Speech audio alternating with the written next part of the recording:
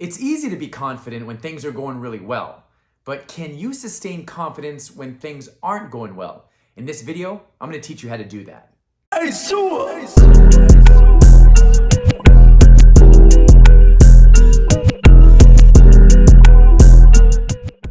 You always hear us talking about confidence, books, podcasts, videos. How do you build confidence? How do you sustain confidence? And a lot of times we think that the more confident we are, the better you're going to play. But let me ask you this. Has there ever been a time where you felt extremely confident going into something and you performed poorly?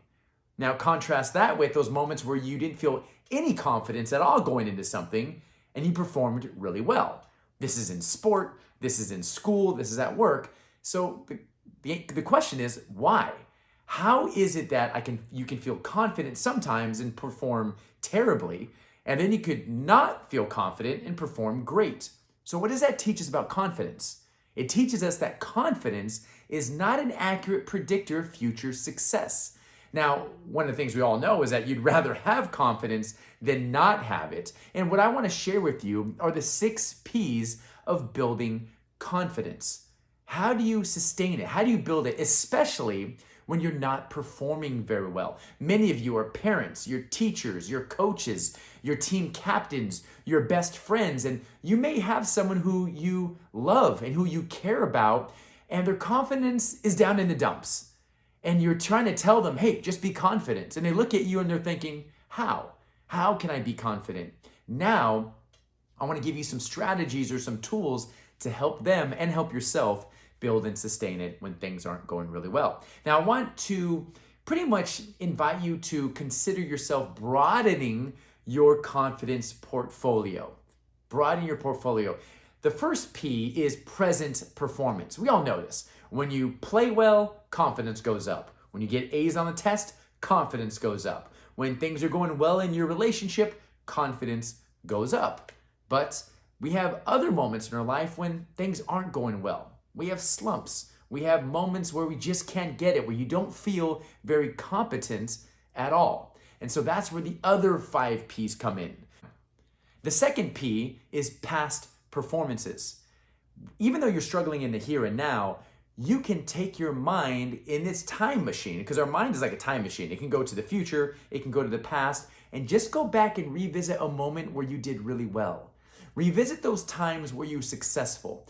Revisit those times where you performed at a really high level. Because here's the thing, the body doesn't know what's real or what's not. You give power to what you focus on. So instead of beating up on yourself over the things that you're not doing properly right here and right now, go back and revisit the moments where you did extremely well. Now, what I'm not saying is to stick your head in the sand like an ostrich to avoid your current failures. No, you want to look at them, you want to study them, you want to learn from them. However, in terms of building confidence, go back into your past successes to see how good you really are. The third P is preparation. There's no substitute for preparation. How many of you have ever had a moment where you're about to take the test, or you're about to step to the plate, you're about to play that big game, and you had that little voice in your head that said, you didn't prepare for this. You didn't practice like you said you would. You didn't prepare like you should have. You can lie to a lot of people, but you can't lie to yourself. By adequately preparing your mind and your body and your craft, you can show up to whatever task you need, whatever competition, whatever test, knowing with certainty that you paid the price. You might not be able to, it doesn't guarantee success. It doesn't guarantee victory. It doesn't guarantee A's in school or a promotion. However, preparation puts you in the best position to be successful. And although you might not have confidence in your ability to execute the task going up against someone with the same prowess as you, the same ability as you, but you can have confidence in the way you use your time to prepare for this moment. You can have confidence in the preparation that you set for yourself, the preparation that you went through to be ready in the here and now. The next P is positive thoughts. Once again, I'll say it again. You give power to what you focus on. And your mind has limited capacity. Your working memory, your short-term memory, limited capacity. And so whatever you fill your mind with, it's going to influence your emotions. It's going to influence your body and your actions. So to think positive thoughts, to think confident thoughts, in addition to going back and revisit your past success, identify, what do you want to do? What are your cue words? How do you want to be? What are some phrases, some power phrases, or some words that you want to say to yourself? Imagine positive visualization. See yourself succeeding at the thing that you want to succeed. You can't underestimate the power of positive thinking. And a positive mindset is a competitive advantage. The next P are positive people. You want to surround yourself with people who bring the best out of you, people who will help you see and accentuate the positive that you have, who will accentuate your strengths, and the people who you trust enough to give you critical feedback. You don't want to be surrounded by people who always tell you how good you are. You want to be surrounded by people who you've built a relationship so strong that they can bear the weight of truth. They can tell you the truth because you give them permission to. And you love to hear from them because they care about you and they care about your well-being. They care about your career. They care about how you do in a classroom. They care about how you do in work or whatever you do. Those are the people you want to surround yourself with. You don't want to surround yourself with the people who always have a problem for every solution, who are always complaining, who are always fear mongers, who are worried about the competition.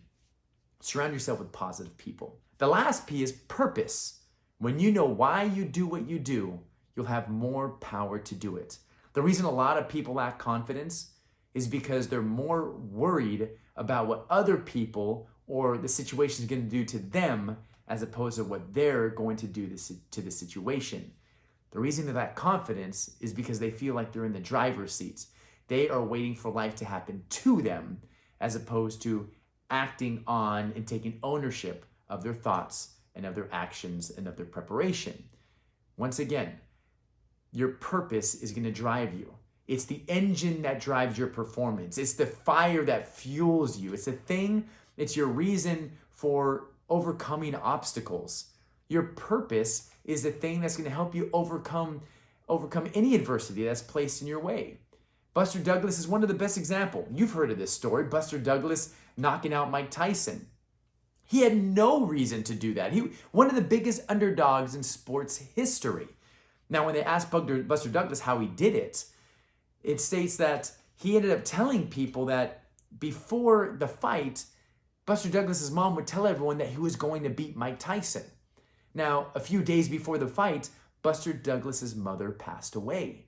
Now, he could have said, I'm not going to fight, but he didn't want to make his mom a liar. And his why to beat Mike Tyson was more powerful than Mike Tyson's punch. His why was more powerful than his fear. If you lack confidence, tap into your why. I would ask you, what is your why? Why do you do what you do? Now, we might have another episode on how to discover that, but tap into your purpose and watch what happens to your confidence. So there you have it, the 6 P's of confidence. You have present performance, you have past performance, you have preparation, you have positive thoughts, positive people, and purpose. My question to you is, which one of those P's do you think would help you build your confidence? Tap into that, lean into that, build it, use it, and go teach this to others as well. I want to say one last thing about confidence. So we discussed the 6 P's, but I want to share with you my favorite proverb, which is this: a bird can rest peacefully on a branch, not because of its trust in the branch, but because of its trust in its ability to fly. What I love about this is that this bird doesn't have confidence in the branch. It has confidence in its ability to overcome if the branch falls. It can fly. It has trust in its wings. And so I want you to remember that no matter what happens to you, no matter how bad things get, no matter how much adversity you face, no matter how bad the slump is, you might not feel like you have a lot of confidence in the world. But one of the things you can be confident is your ability to fly, your ability to overcome it. And it might be sooner, it might be later, it might be very difficult to overcome it, but sooner or later, you're going to rise. You're going to soar. Have confidence in your ability to take the struggle and the failures and to learn from them and to build on them and to make you better.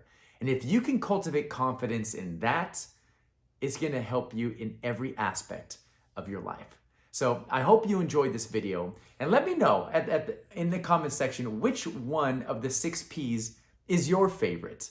If you haven't liked it already, please like the video, please subscribe, be sure to hit the bell so that you know when the next video is coming out. And if you think someone else would benefit from these videos, please share it with them. We're trying to build a strong community so we can all learn together, grow together, and be the best versions of ourselves. All right, guys, we'll see you next time.